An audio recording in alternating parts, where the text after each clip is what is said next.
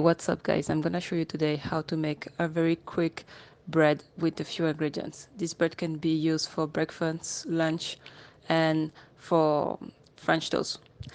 It's very easy to make. Take a look.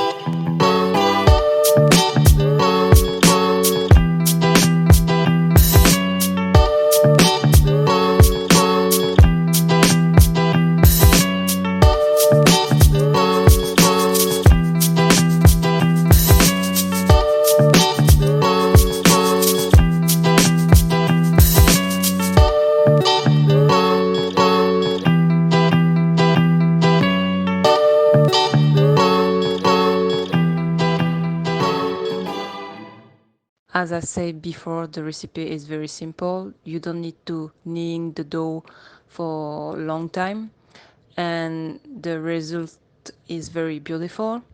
So I will repeat again. You can eat this bread for the breakfast, for example, for the egg and cheese, or for the lunch for BLT. Now let's listen the bread.